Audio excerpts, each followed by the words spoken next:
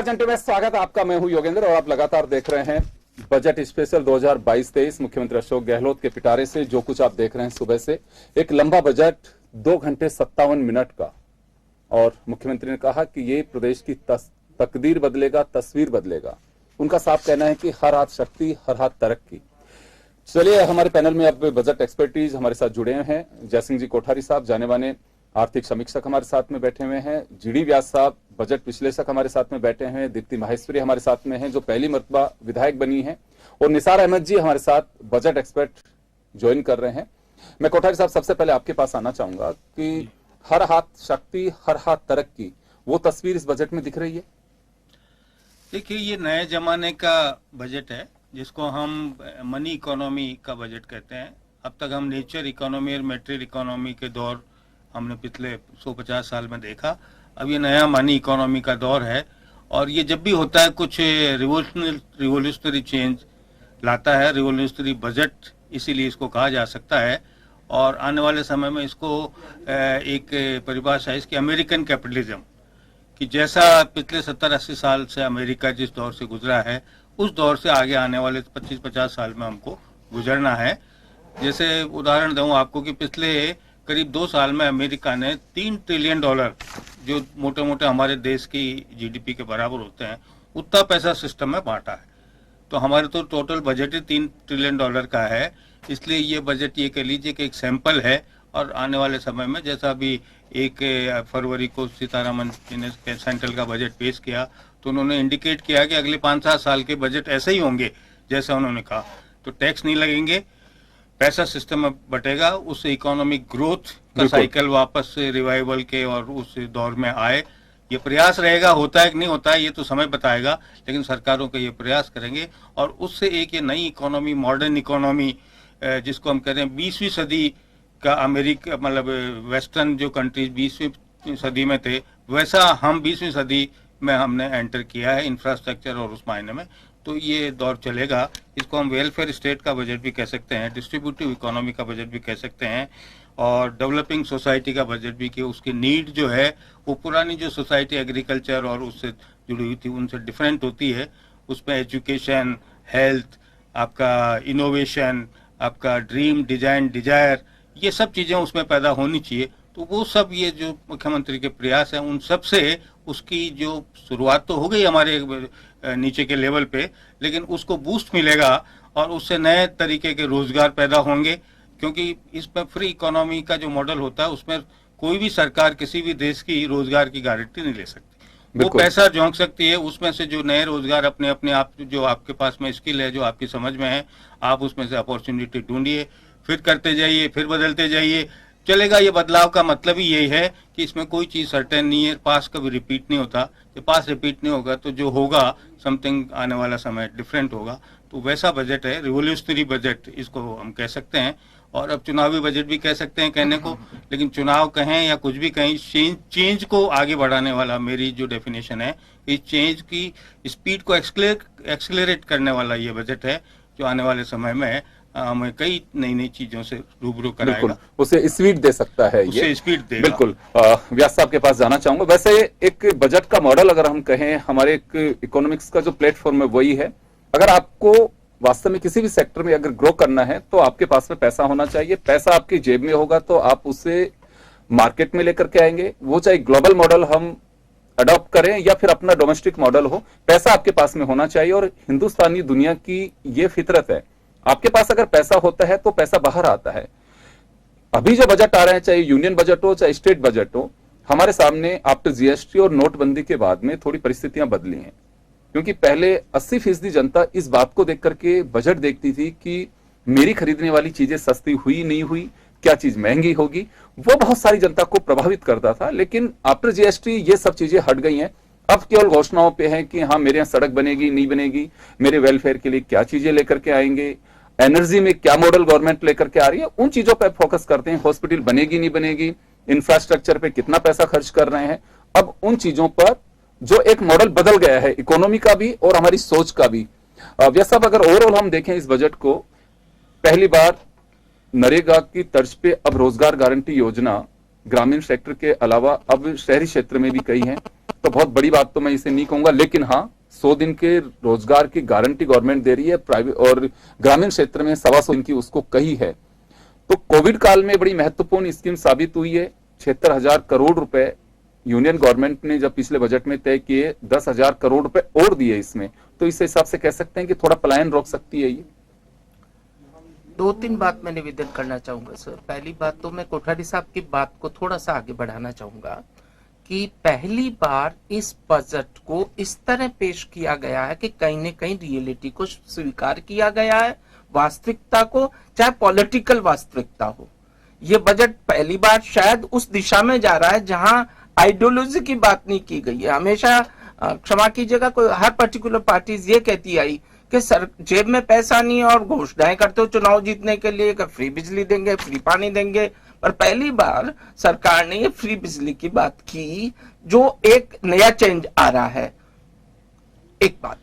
दूसरी बात मैं ये निवेदन करना चाहूंगा, इसमें कोई दो राय नहीं है कि नरेगा साबित हुई है और नरेगा की योजना, क्षमा कीजिएगा सर, मेरे शायद कोठारी साहब भी मेरी बात का समर्थन करें कि एक जमाने में जब लोकतंत्र भी नहीं था और अकाल पड़ता था तो राजा महाराजा लोग भी इसी तरह के काम करते थे।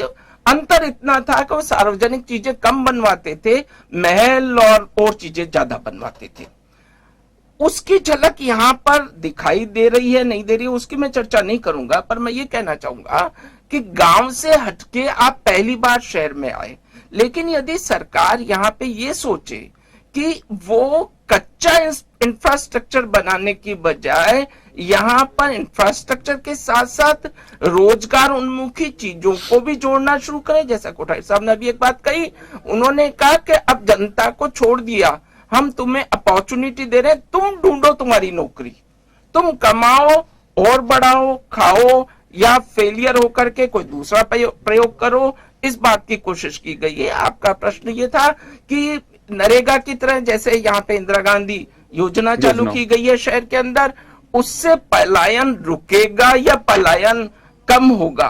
सर मैं एक निवेदन करना चाहूंगा, मैं पलायन पे नहीं जाना चाहूंगा, क्योंकि आप किसी भी चौकड़ी पे जाकर के किसी शहर की पे खड़े हो जाइएगा, 40-50 मजदूर सुबह रेडी खड़े हुए होते हैं, कोई उनको हायर करके ले जाए, सुबह से शाम तक दाढ़ी पे काम करते हैं, वापस आ जाते हैं नेक्स्ट डे, फिर आके वहीं के वहीं खड़े हो जाते हैं। यदि उनको 100 दिन का रोजगार मिलता है तो उसका एक इम्पैक्ट, सबसे बड़ा इम्पैक्ट तो ये पड़ने वाला है कि रोजगार के लिए उनको भटकना नहीं पड़ेगा, ऐसे खड़ा नहीं होना पड़ेगा, लेकिन यहाँ पर उनकी स्किल भी काम आएगी।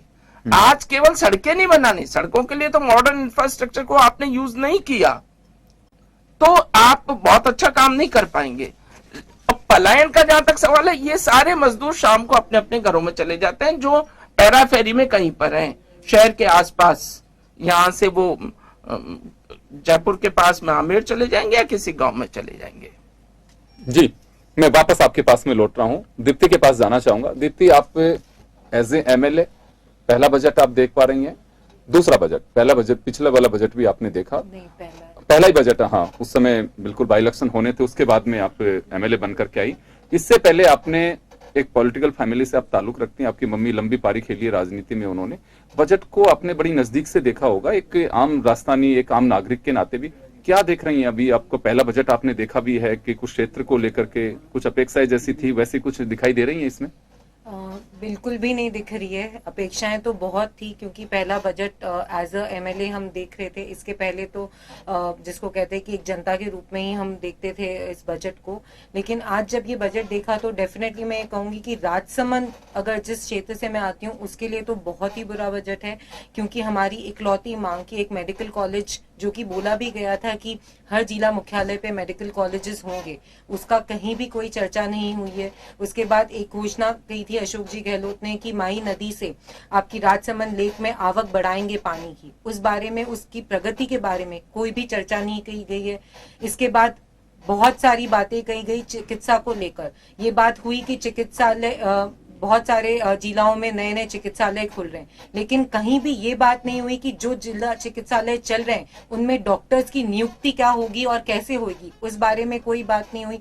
आज भी स्थिति ये है कि अगर मैं राजसमंद जिला मुख्यालय चिकित्सालय की बात करूं तो 19 डॉक्टर्स की कमियां हैं वहां पर, सोनोग्राफी भी नहीं चलता है। तो ऐसी कितनी चीजें जो बात नहीं की। शिक्षा के बारे में बात करी गई कि स्कूल्स बढ़ा रहे हैं, सेकेंडरी कर रहे हैं, प्राइमरी स्कूल्स को सेकेंडरी में कर रहे हैं, सेकेंडरी को senior secondary, but nobody spoke about कि what is happening about the teachers, जो पद अभी भी रिक्त हैं, किसी ने भी उस बारे में बात नहीं करी। तो मुझे लगता है कि ये सिर्फ एक राजनीतिक बजट है। धरातल पर जो चीजें होनी चाहिए थी, जिन इश्यूज को टच अपॉन करना चाहिए था, उस बारे में तो कोई बात नहीं जी। लेकिन आप लोगों को सड़कों की बात कही है कि 10 करोड़ रुपए हर विधानसभा क्षेत्र में सड़कों को देंगे, तो उससे लगता है कुछ आप लोगों को 5 करोड़ रुपए एमएलए लेट से जो मिलेगा वो, उससे कुछ तस्वीर बदलेगी वहां की? मैं तो आपको ये बोलूंगी कि पिछली बार भी जब जैसे ही मैं विधायक चुनी गई थी, उसके बाद भी मिसिंग लिंक तो हमें आज तक भी नहीं मिली है। सिर्फ बोला गया है कि मिलेगी, लेकिन मिसिंग लिंक या तो ये बोला गया कि नॉन पैचेबल ले लो या मिसिंग लिंक। तो कहीं ना कहीं सड़कों की कमी तो ग्रामीण क्षेत्र के विधायकों को हमेशा ही रहती है, क्योंकि नए नए क्षेत्र भी बसते जाते हैं और वहां पर पहुंचने के लिए।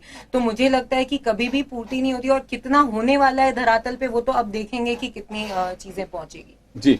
वेलफेयर स्टेट की बात आपने कही कोठारी साहब पहले भी, यहाँ वेलफेयर स्टेट को लेकर के एक तो चिरंजीव योजना की जो बात कही है, देखिए मुख्यमंत्री अशोक गहलोत, ये तो चले चिरंजीव योजना है जिसमें अभी बीजेपी भी कह रही है कि आयुष्मान भारत योजना की डेप्थ को देखिए, उसी का इन्होंने कॉपी किया। लेकिन निरोगी राजस्थान पहले भी, पिछले जब ये कार्यकाल था, आपको ध्यान होगा कि फ्री मेडिसिन की इन्होंने बात की थी, तो उसमें 2 कदम आगे कह सकते हैं कि 10 लाख तक का आपको मेडिकल कवरेज दे रहे हैं, 5 लाख का एक्सीडेंटल क्लेम के लिए आप बात कही है। तो एक वेलफेयर में, और दूसरा बिजली का जिक्र जो अभी व्यास साहब ने किया, वो अभी जरूरत थी समय की, या फिर कहें कि अब आपको सरकार बनानी है, या अगर आपको इलेक्शन का भी विजन साथ में लेके चलना है तो ये सब चीजें करनी होंगी? देखिए, इसमें जहां तक वेलफेयर स्टेट की बात है, तो वेलफेयर स्टेट का ये तो केंद्र सरकार की भी योजनाएं हैं, इनकी भी योजनाएं हैं। 5 से 10 लाख कर लिया तो ठीक है। उसका राजस्थान के जो हमारे यहाँ पे स्टेट के जो हॉस्पिटल है, उनको बहुत बड़ा सहारा मिलेगा, क्योंकि कोविड में तो उनका सबका काम अच्छा चल गया। लेकिन अब आप ये है कि गली गली में हॉस्पिटल खुलने वाली बात है, और जब सरकार इतना इसका एक्सपांशन कर रही है हॉस्पिटल का इसका, तो वो कैसे चलेंगे आप? तो कोई ऐसी योजना आनी चाहिए थी। तो वो अगर 10 लाख रुपए की है और 5 लाख रुपए एक्सीडेंटल की, तो वो बहुत बड़ा सपोर्ट ये कह लीजिए कि हमारी यहाँ की जो स्टेट की इकोनॉमी है या उसको इंफ्रास्ट्रक्चर को मिलेगा। जी। दूसरी बात है, आपने कही वो बिजली वाली बात कर रहे थे। तो ये तो क्या है कि अब आप चुनावी एजेंडा भी इसको कह सकते हैं। भाई, दिल्ली में भी तो फ्री मिल रही है, और भी जगह है। और सबसे बड़ी बात है कि राजस्थान में बिजली कई स्टेट से ज्यादा महंगी है। मेरा पर्सनल ओपिनियन ये है कि बजाय ये डोमेस्टिक के या डोमेस्टिक के साथ में इंडस्ट्री को बिजली का फायदा देना चाहिए था, जिससे हमारी इंडस्ट्री की कॉम्पिटिटिवनेस बढ़ती। और आज हम, मेरे ख्याल से हमारी सबसे बड़ी जो कमजोरी जो इंडस्ट्री की है, वो महंगी बिजली है। हम प्रोडक्ट बनाने में, एंटरप्रेन्योरशिप में राजस्थान के लोग आगे वो है, लेकिन वहां जाके वो थक जाते हैं कि 10 रुपए यूनिट की बिजली जैसे ही खरीदने की बात आती है, और जबकि वो आदमी खुद पैदा करता है, आप दूसरे रिन्यूएबल उससे उसका भी फायदा उसको नहीं मिलता। कोई चाहता कि मैं 100% मेरा यूज करूं, वो सरकार नहीं करने देती। तो उसकी जो सरकार की आरएसबी या बिजली का तंत्र की जो इनएफिशिएंसी है, उस इनएफिशिएंसी का खामियाजा पब्लिक भुगत रही है। उसका कोई पक्का निदान सरकार को करना चाहिए, नहीं तो ये डिमांड रहेगी। अब इसको इलेक्शन का फॉर्मूला मान लें तो मान लें, लेकिन मेरे ख्याल से ये बहुत जरूरी या वाजिब डिमांड है। आज भी हम माने तो चाइना से हमारे यहाँ डबल बिजली की रेट है, इसलिए हम कहें कि चाइना के बराबर कॉम्पिटिटिव हमारी इंडस्ट्री हो जाए, कभी सपने में हो ही नहीं सकती। तो जब तक आप दुनिया, कई चीजों का आकलन करना जरूरी है। लोगों की जो पेइंग कैपेसिटी है, इस कोरोना में 2 साल में आप जानते हैं कि सबकी पेइंग कैपेसिटी कम हुई है, तो उसको भी ये के लिए सपोर्ट है। अब क्या है कि पर्सनल कंजम्पशन बिजली का बढ़ रहा है और दूसरा कंजम्पशन कम हो रहा है। तो उस पर्सनलाइज इकोनॉमी जो इसमें बढ़ती है, जब ये नया जो डेवलपमेंट का दौर है, ये कॉमन वेल्थ को पर्सनल वेल्थ में कन्वर्ट करती है। तो जब पर्सनल वेल्थ बढ़ती है तो पर्सनल कंजम्पशन में बिजली और ये बढ़ती है, और धीरे धीरे दूसरा कंजम्पशन कम होता है। तो जो बिजली का बिल डोमेस्टिक बढ़ रहा है, उसको सपोर्ट करने के लिए भी ये प्रयास है। तो अच्छा प्रयास है, इसको कोई गलत नहीं करना चाहिए। कोठारी साहब, एक इंडस्ट्री क्योंकि बड़ा एम्प्लॉयर है, एमएसएमई का जिक्र किया है मुख्यमंत्री जी ने, तो ये हम कह सकते हैं कि इन्वेस्टर्स आ सकते हैं। अभी जो पॉलिसी स्टाम्प ड्यूटी की बात इन्होंने की है, लैंड टाइटल की जो छूट देने की बात कही है, उससे कुछ फर्क पड़ेगा? देखिए, मेन चीज क्या है, ये तो सरकार के टिडबिट हैं, इससे कोई भी इंडस्ट्री कभी, जब ये नहीं थी, इससे भी जब सख्त कानून थे तब भी आ रही पहले थी। 15 साल, तब ज्यादा इंडस्ट्री जा रही। तो अभी सबसे बड़ी बात है जो सरकार के बस में नहीं है, या सरकार उसको कर तो रही है लेकिन सक्सेसफुल नहीं हो रही है, डिमांड जनरेट करना। हम एक ऐसे कैपिटलिज्म के चक्रव्यूह में फंसे हुए हैं जो डिमांड को पीटर्स ऑफ करता है। पिछले 3 साल में हमारी जीडीपी देख लीजिए 27-30% डाउन होके उसके बाद स्टेबल जोन में है, फिर कभी ऊपर आती है, फिर कभी नीचे आती है। उसका कारण का निदान किसी सरकार के पास में नहीं है। तो जब तक उस पॉइंट को हम पकड़ के उसका अगर नहीं करेंगे, तो आप बना लो एक्सेस प्रोडक्शन होगा, फिर वो बैंकों का एनपीओ हो जाएगा, माल नहीं बिकेगा, फिर वो उधार आपकी डूब जाएगी आप। तो ये विशेष साइकिल है इस कैपिटलिज्म का।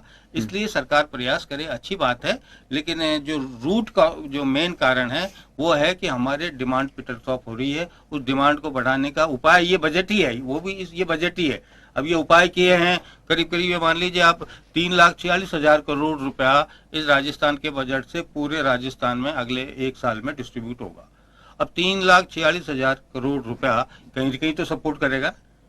अब मैं ये नहीं कहता कि वो आपका मोबाइल वाले को सपोर्ट करेगा या पेन बेचने वाले को सपोर्ट करेगा, उसके कई एंगल है, आप डिफरेंट एंगल है जैसा आपने कहा। तो वो है कि अपना अपना अपॉर्चुनिटी आप अपनी ढूंढो, अपना अपना भविष्य उसमें से ढूंढो आप। जी, मैं बिल्कुल निसार साहब आपके पास आना चाहूंगा मैं। अगर ओवरऑल हम बजट को बात करें, एक दिन पहले भी जब हम एग्रीकल्चर सेक्टर की बात कर रहे थे तो टूरिज्म को पहली बार इंडस्ट्री का दर्जा मिला है। ये संभावनाएं राजस्थान में है, तो इसमें कुछ हम आगे बढ़ पाएंगे? बिल्कुल बिल्कुल। ये जो बजट है, पहली बात तो ये जो 3,46,000 करोड़, ये बहुत ही एक महत्वाकांक्षी बजट है। 2.5 लाख से हम लोग 3,46,000 3.5 के आसपास पहुंच गए। बिल्कुल बिल्कुल। तो वो जो है, और वो उसकी वजह ये है कि वो रिवाइज्ड भी जो बजट दिया है इस साल का 21-22 का, बहुत बढ़ाया गया है, मतलब बढ़ाया गया का आकार। तो इससे सारे सेक्टर्स को एलोकेशन बढ़ा है, इसमें कोई दो राय नहीं। मैं अभी सोशल सेक्टर्स के देख रहा था, हेल्थ, एजुकेशन, सभी सेक्टर्स के एलोकेशंस बढ़े हैं।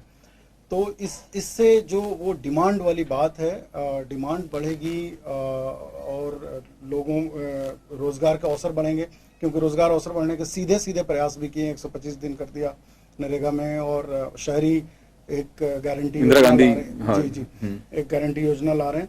तो और ये जो आप कह रहे थे कृषि बजट में भी 11 मिशन जो उन्होंने घोषणाएं की हैं, और उसमें सब कुछ है, उसमें ऐसा कुछ छोड़ा नहीं है कि कृषि का कोई भी एस्पेक्ट।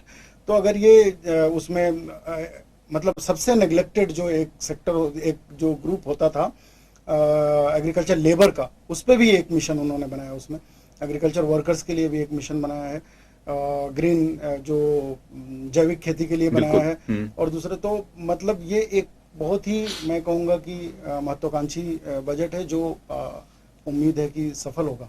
जी, मैं एक बात जानना चाहूंगा यहाँ पे आपसे और व्यास साहब से, दोनों से, कि मुश्किल कोई चीज नहीं होती है, और क्योंकि बजट बनाए इसी वजह से जाता है कि आपको पूरा करना है। और यूनियन गवर्नमेंट और स्टेट गवर्नमेंट में अंतर यह होता है कि उनके घोषणाओं का आकार बहुत बड़ा होता है। आप पूरे देश को देख करके करते हैं कि हमें रेलवे लाइन की घोषणा की, इसके दोहरीकरण की घोषणा किया, इलेक्ट्रिफिकेशन की आपने घोषणा की, अब वो कब होगा कोई पता नहीं है। आपने वैगन्स के कारखाने की घोषणा की, लेकिन ये बहुत बड़ी बात नहीं है कि आपको एक हॉस्पिटल खोलना है, या आपको स्कूल क्रमोन्नत करना है, या आपको सड़क जो है उसको डबल लेन बनानी है। तो मुझे लगता है कि बहुत एक बड़ी बात नहीं, अगर सरकार करना चाहे तो 1 साल में हो सकती है ये सब चीजें। बजट में रहे व्यास साहब आप, तो मैं थोड़ा शॉर्ट में चाहूंगा, सभी से समय बहुत कम है। क्या वास्तव में कि बड़ा मुश्किल होता है सरकारों के लिए, या फिर कुछ घोषणाएं होती हैं कि जो करनी है? सर, 2 बात मैं निवेदन करना चाहूंगा कि सरकार में एग्जीक्यूशन की सबसे बड़ी कमी है। पहली बात, कोई सरकार, आप 52 की राजस्थान विधानसभा से आज आ जाइएगा, किसी ने खराब बजट पेश नहीं किया उस समय की परिस्थिति के अनुसार, लेकिन वो एग्जीक्यूशन नहीं हुआ। एक सामान्य मीटिंग भी होती है ना सर, तो उसमें एक्शन टेकन रिपोर्ट से बात शुरू होती है, मीटिंग शुरू होती है। तो कहते भाई पिछली मीटिंग में अपन ने ये तय करा, क्या क्या हुआ। दुर्भाग्यपूर्ण स्थिति सर ये है कि बजट में घोषणा हुई, अगले साल फिर अगली तरीके से शुरू हो जाएगा। वो जितनी घोषणा हुई वो कहां गई भगवान भी नहीं जानता, पहली बात। सेकंड बात सर, मैं यहां पे निवेदन करना चाहूंगा कि सरकार एक्शन टेकन जब स्टार्ट करेगी तो हम अधिकारी जो रह चुके हैं या जो आज हैं वो कहेंगे यार इस पर पूछेगा मेरे से मुख्यमंत्री सवाल और ये पूछेगा ये क्यों नहीं हुआ, तो उसको जैसे तैसे वो पूरा करेगा। हमारे पास परीक्षा देने के लिए एक जमाने में 3 घंटे का समय होता था, 2 प्रश्न बहुत ढंग से करते थे और फिर लगता था 1 घंटा बचा धड़ धड़ रगड़ा ही करते थे, लेकिन उनमें ज्यादा नंबर आते थे। वो उन 2 क्वेश्चनों में 20-20 नंबर का सवाल है तो 40 में से 30 आ जाएंगे, लेकिन उन बच्चों में अच्छे नंबर आ जाते थे। नेचुरली 30-35 नहीं आते थे लेकिन कम आते पर अच्छे नंबर आते थे जो हमको कहीं ले जाते थे मेरिट में।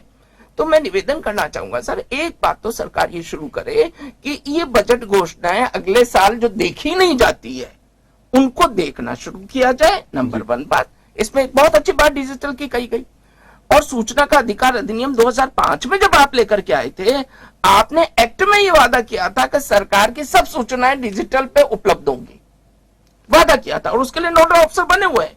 क्यों नहीं डाली जाती? आम आदमी क्यों नहीं देखे उसको? क्यों इन्होंने इस पे बजट डाला, इस पे डाला, उसका हुआ या नहीं हुआ? एक आखिरी बात, उसमें जवाबदेही कानून भी अभी इन्होंने ऐड किया उसमें कि जवाबदेही कानून नया नहीं आया सर। जवाबदेही कानून पहली बार गहलोत साहब आए थे तो भी उन्होंने एक्ट पास किया था और उन्होंने सर्टेन डिपार्टमेंट का पेंशन, चिकित्सा, ऐसे कुछ विभाग लिए थे 10-11 जिनमें गारंटी प्रोग्राम दिया था। वो हुई क्या सर?